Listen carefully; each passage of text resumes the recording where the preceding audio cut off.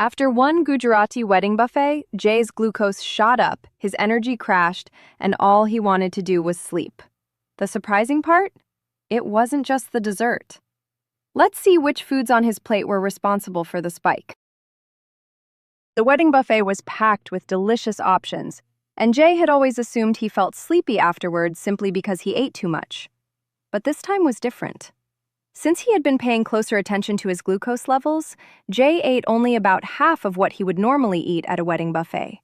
Yet within a short time, the familiar sleepiness hit him again. If he didn't overeat, then what was causing the crash? The clue was hiding in the CGM glucose graph. Arrow 1 shows Jay's glucose climbing to nearly 200 milligrams per deciliter after the wedding meal. Then it fell rapidly toward 80 milligrams per deciliter within about 30 minutes. This is known as a rapid glucose crash. No wonder he felt sleepy. Overall, we would rate this meal bad for glucose control.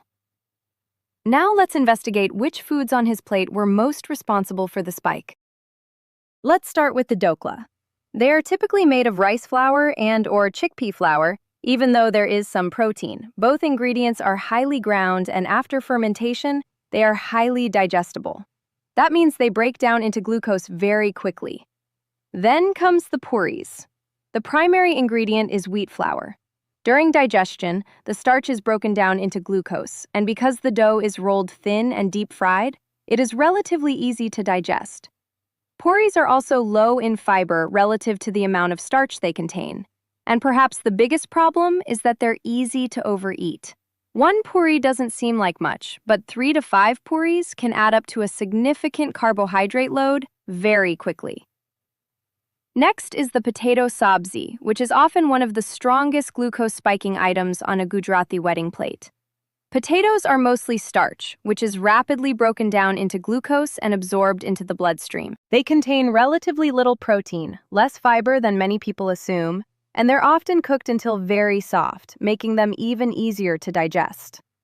When puris and potato sabzi are eaten together, they become a prime candidate for a significant glucose spike. Then comes the rice. White rice is high in starch, low in fiber, and digested relatively quickly. Even a modest serving can add substantially to the total carbohydrate load of the meal. The kadhi is low impact on glucose. And finally, the desserts. While every wedding is different, most desserts contain significant amounts of sugar, and many also contain flour or starch. They all impact glucose levels, but generally speaking, shrikhand tends to have the least impact, followed by laddu, munthal, gulab jamun, and jalebi. When you combine dhokla, puris, potato sabzi, rice, and dessert on the same plate, the carbohydrates can add up very quickly. If you're trying to keep your glucose levels under control, simply being aware of these foods can help you minimize the spike while still enjoying the celebration. Unfortunately, the typical Gujarati wedding meal is often low in protein and fiber and high in processed carbohydrates. Next time you attend a wedding and feel that familiar post-meal crash setting in, remember, it may not just be the lack of sleep or a long day. It could be the meal you just ate. If you'd like to see more CGM testing across different cuisines and everyday foods, make sure to subscribe. Thanks for watching, and I'll see you in the next video.